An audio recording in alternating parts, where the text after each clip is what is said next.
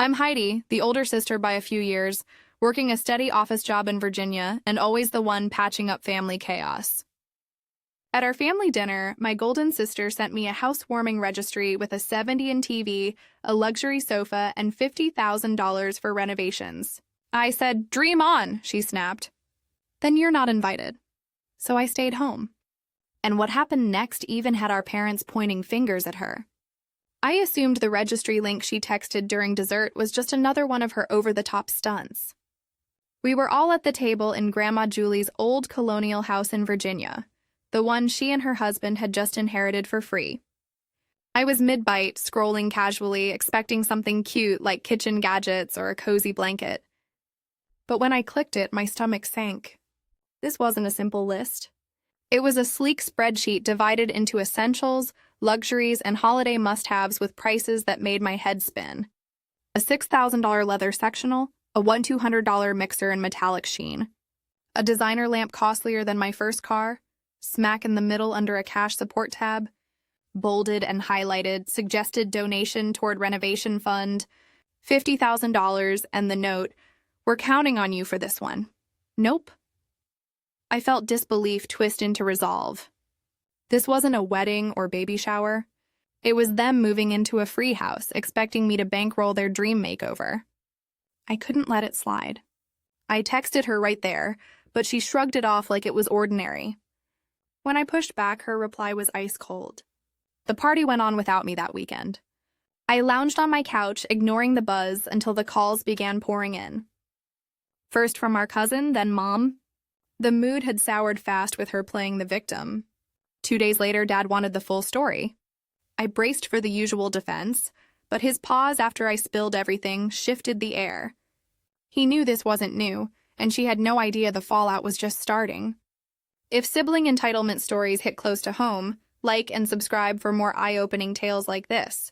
Later that evening, I sat in my quiet apartment, the weight of the spreadsheet still pressing on me. I couldn't shake the audacity of it all, so I picked up the phone and dialed Catherine. She answered with her usual enthusiasm, diving straight into chatter about the perfect shade of gray for the walls, the sleek quartz countertop she adored, and a chandelier that would tie the foyer together perfectly. I let her ramble for a moment, my grip tightening on the glass of wine I'd poured to steady myself, before cutting in to ask if she was serious about the registry.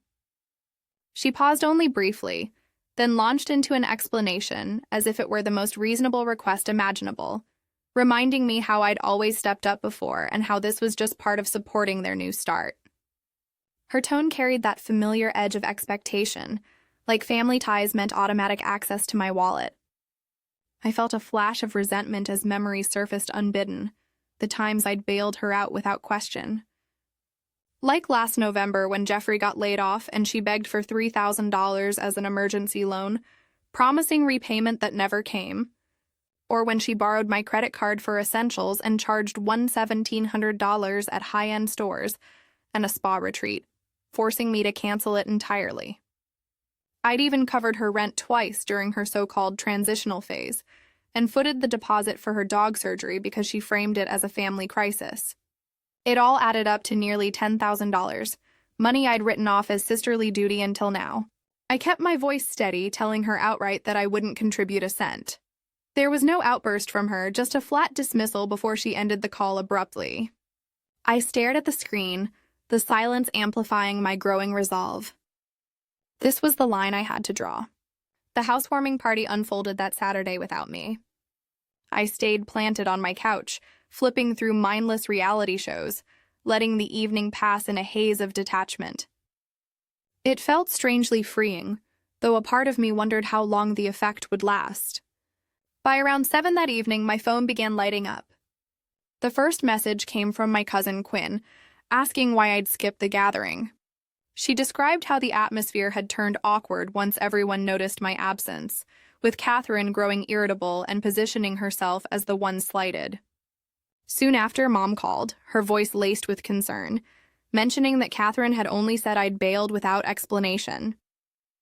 I didn't dive into details yet, just assured her I'd explain later. Sensing the subtle tension rippling through the family, then came a simple text from Dad. "We need to talk about what happened. I braced myself for the usual pattern of mediation where I'd end up smoothing things over once again. But something in his wording hinted this might play out differently. As the calls tapered off, I replayed the evening's events in my mind, piecing together how Catherine's entitlement had woven itself into our lives so seamlessly. The registry wasn't a one-off demand. It was the culmination of years where I'd enabled her habits without pushback. That $3,000 loan had felt urgent at the time. Jeffrey's job loss had hit them hard, but her failure to repay spoke volumes. The credit card incident still stung, her charges frivolous, while I managed the fallout. Covering rent had been a temporary fix during her job hunts. Yet it stretched on, and the dog surgery deposit, framed as a shared family obligation, had been another quiet drain. $10,000 in total vanished into her lifestyle without a hint of gratitude. I wondered if Dad's message meant he was finally seeing through the facade. The next morning brought clarity. I decided to hold off on replying until I could present everything factually, without emotion clouding the truth. Catherine had always thrived on isolation, keeping her borrowings compartmentalized so no one connected the dots. But now, with the party exposing cracks, those dots were starting to align. Quinn's call had revealed more than just party gossip. She'd hinted at her own frustrations, setting the stage for revelations I hadn't anticipated. As I sipped my coffee, I felt the shift, the beginning of accountability that had been long overdue. Dad's insistence on talking pulled me back to the present. I knew the conversation could go either way, but for the first time, I wasn't dreading it. The registry had forced my hand, and in refusing, I'd opened a door to honesty that might change everything. As I prepared to call him back, the weight lifted slightly, replaced by a quiet determination to stand firm. The conversation with Dad unfolded the next day over the phone. I laid out the entire registry saga, from the extravagant items to the bold cash demand, attaching the spreadsheet for proof. He listened in his usual measured way. His responses were sparse but attentive, prompting me to detail the other instances where Catherine had leaned on me financially. I recounted the pattern without holding back. The emergency funds, the unauthorized charges, the repeated bailouts that had eroded my savings over time. As I wrapped up, he fell silent for a long stretch, then admitted this wasn't the first time her behavior had crossed lines, his voice carrying a newfound weariness. That admission hung in the air, cracking the long-held illusion that Catherine's requests were mere youthful indiscretions. Dad's quiet reflection echoed my own growing awareness.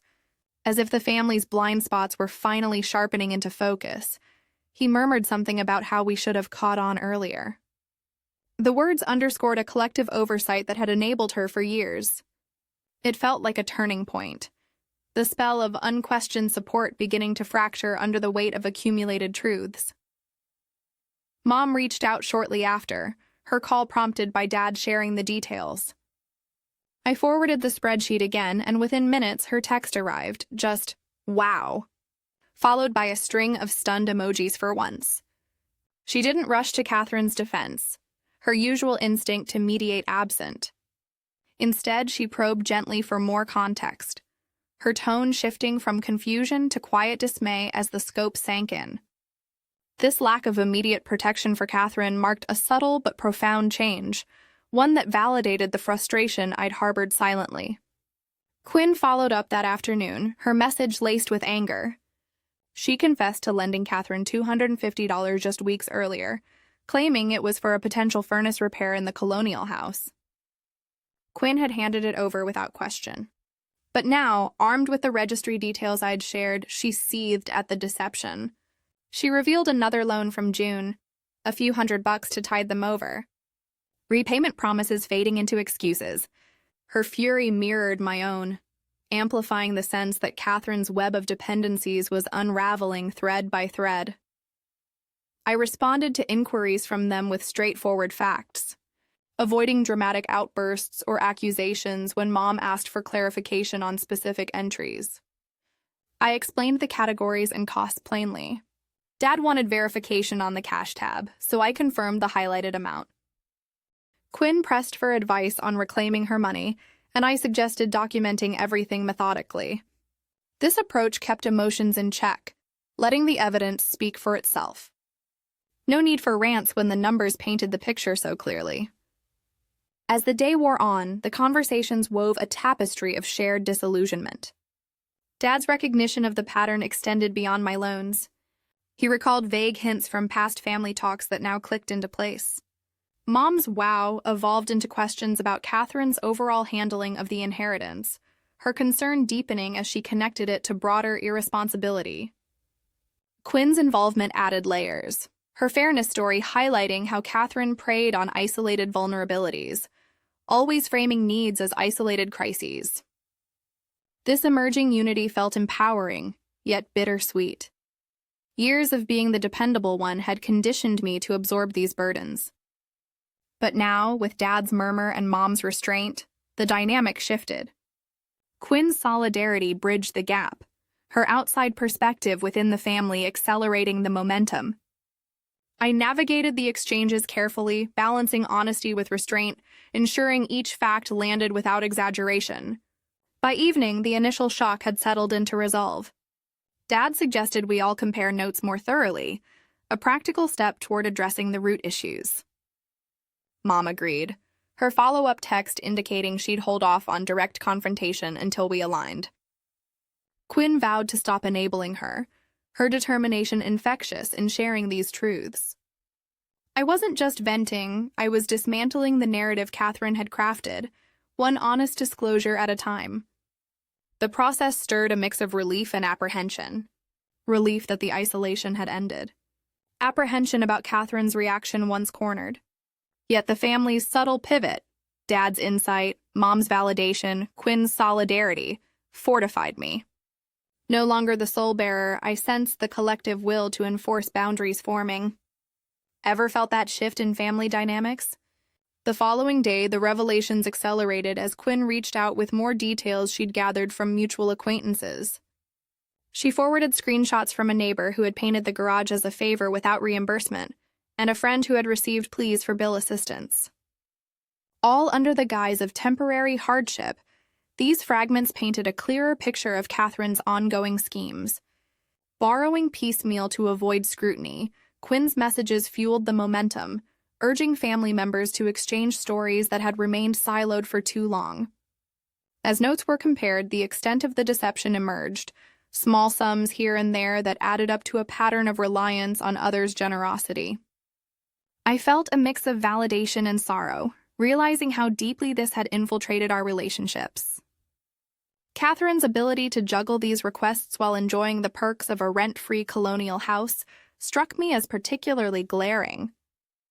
She indulged in extravagances like $90 scented candles and bespoke curtains, all while portraying herself as struggling to make ends meet. The contrast fueled my determination to step back entirely. Our parents decided to confront her directly, arranging a meeting I chose not to attend. From what Mom later shared, Catherine initially dissolved into tears, attributing her actions to overwhelming stress from the move and Jeffrey's job instability. She shifted blame outward, avoiding any admission of fault. Mom remained firm, declaring there would be no further financial support. Dad echoed the sentiment, suggesting that if basic management of the house proved too challenging, perhaps ownership wasn't suited for her yet.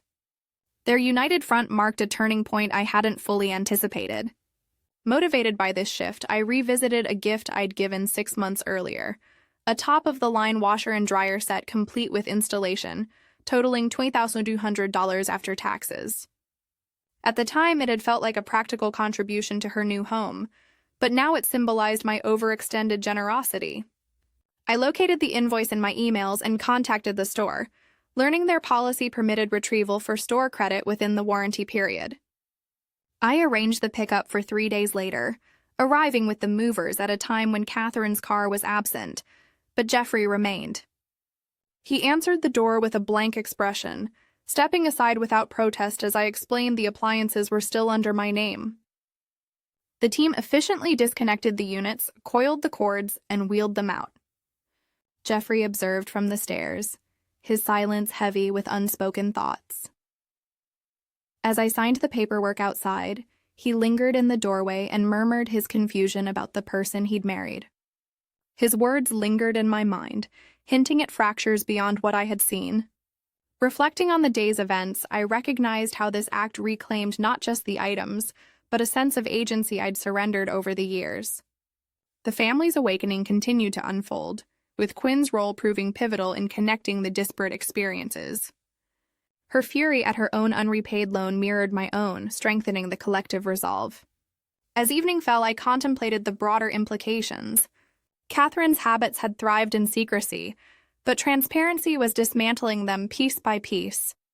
The parents' intervention had set boundaries that felt long overdue, and my retrieval of the gift reinforced them.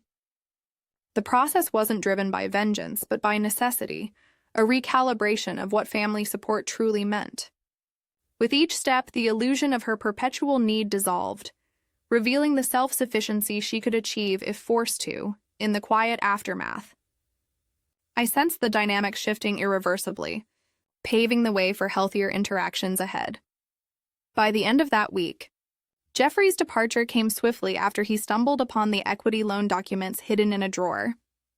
The paperwork revealed a $50,000 withdrawal against the house, taken without his knowledge, and confirmed his name had never been added to the deed, despite her assurances. He packed a duffel bag with essentials and his gaming console, leaving without confrontation to stay with a friend nearby.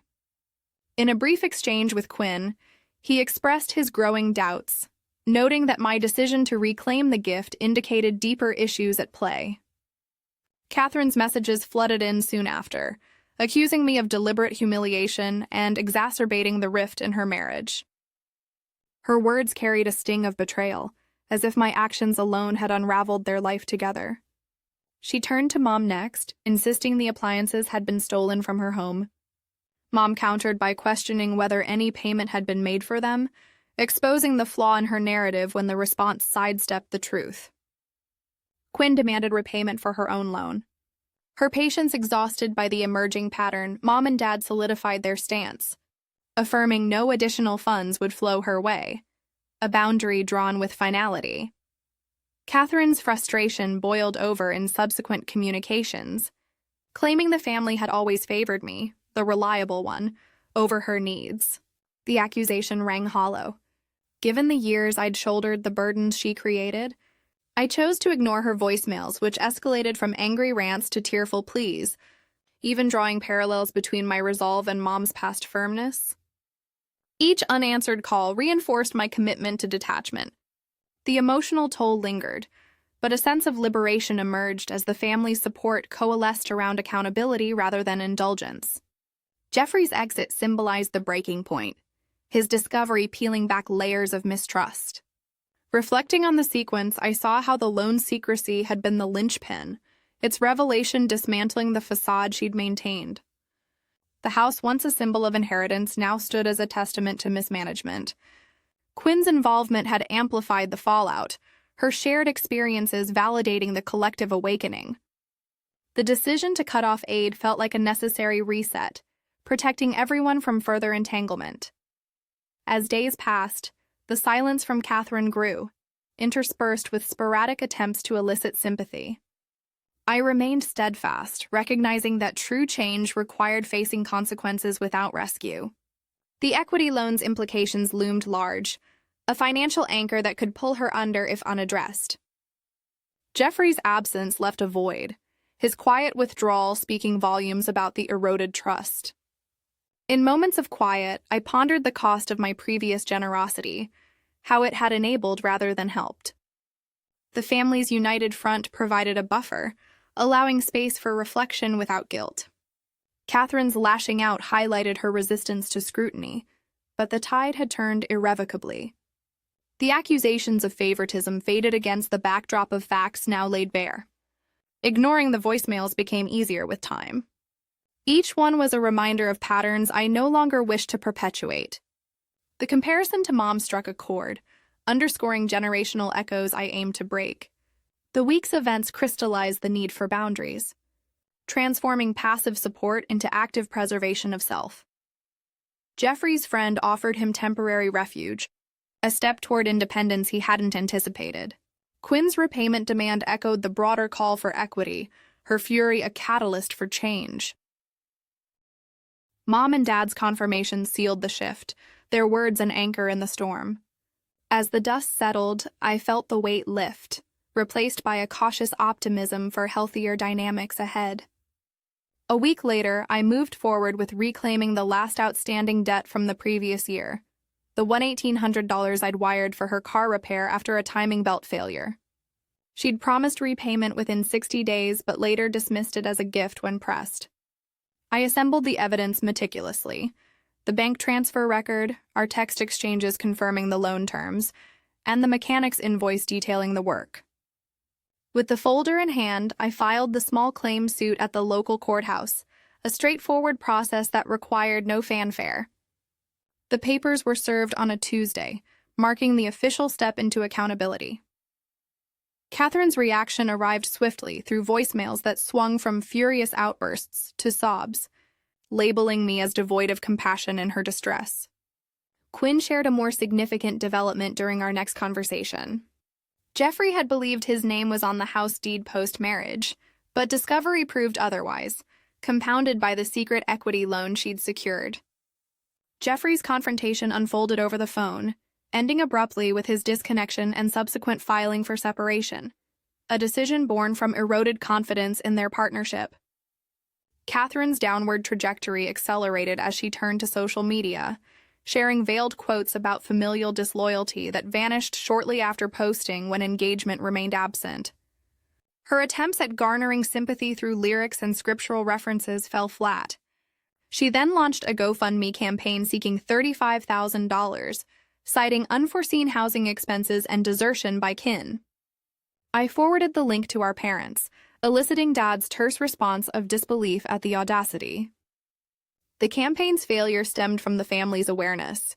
With no contributions materializing amid the exposed truths, my inner resolve strengthened, viewing these steps as desperate grasps at avoidance.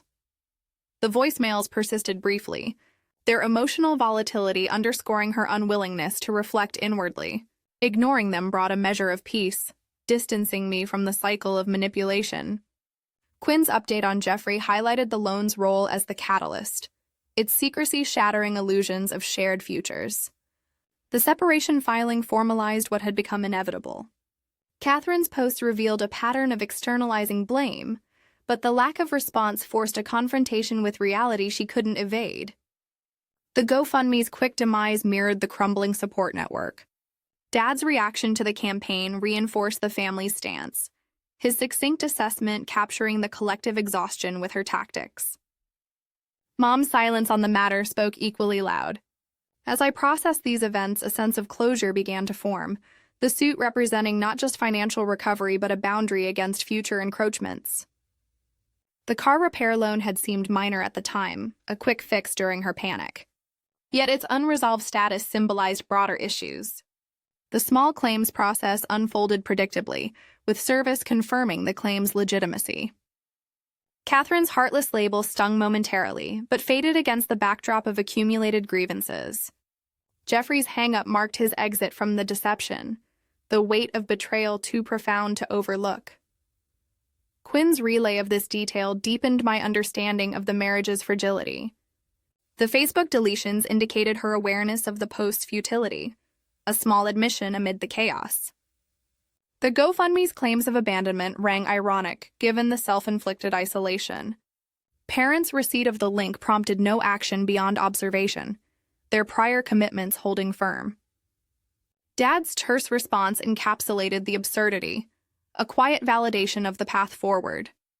In retrospect, the week's developments affirmed the necessity of my actions, transforming passive endurance into proactive separation from toxicity. The next morning, a call from Grandma Julie's lawyer brought an unexpected layer to the unfolding situation. He outlined an overlooked clause in her will.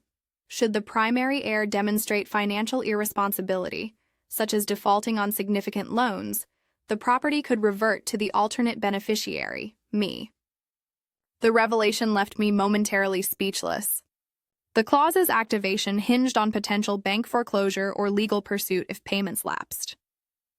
It reframed the house as a conditional asset rather than an absolute gift.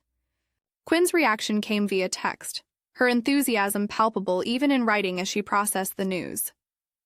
Meanwhile, Catherine's online presence grew erratic, cryptic updates hinting at unspoken grievances that garnered no engagement from our circle. Mom attempted one final conversation, emphasizing the importance of owning her choices, but Catherine disconnected midway. Unwilling to engage constructively, I found myself reflecting on the cumulative toll of my contributions. Nearly $10,000 dispersed through various favors, each chipping away at my own stability. Grandma Julie's wisdom echoed in my thoughts. Kindness carries a cost in time, energy, and inner tranquility. The final unraveling solidified with complete severance. Family communication ceased. Jeffrey proceeded with formal separation proceedings, and Catherine faced the looming threat of foreclosure amid her mounting debts. No lingering ties remained, a clean break from the entanglement. This culmination underscored the real-world repercussions of unchecked debt and relational betrayal, where misplaced trust leads to isolation and financial peril in everyday American life. The boundaries drawn prevented further manipulation, highlighting the value of financial responsibility and the necessity of limits in familial bonds to preserve personal peace. Catherine's text arrived a week later, a half-hearted expression of regret lacking genuine remorse which I left unanswered, solidifying my detachment. The clause loomed as a safeguard, its potential enforcement a testament to Grandma Julie's foresight. Quinn's excitement contrasted sharply with Catherine's isolation, her posts fading into irrelevance without the support she once took for granted. Mom's urge for accountability fell on deaf ears, the hang-up symbolizing the end of mediated interventions. My reflections deepened, noting not just the monetary loss, but the emotional investment squandered. Grandma Julie's words served as a guiding principle, reminding me that unchecked generosity often exacts a hidden price. The fallout's reality manifested in tangible ways. Separation papers processed through legal channels, aid withdrawn, leaving vulnerabilities exposed, and the house at risk of loss through standard banking procedures. These outcomes illustrated the harsh lessons of fiscal mismanagement within close-knit ties. In sharing this, the core value emerges. Kindness, while noble, demands discernment to avoid enabling harmful patterns. Establishing boundaries protects against exploitation, fostering healthier dynamics in the long run. The American context amplifies these truths, where debt cycles can fracture families, underscoring the imperative of personal accountability to mitigate such divides. What would you do in my shoes? Comment your thoughts and like if it resonated.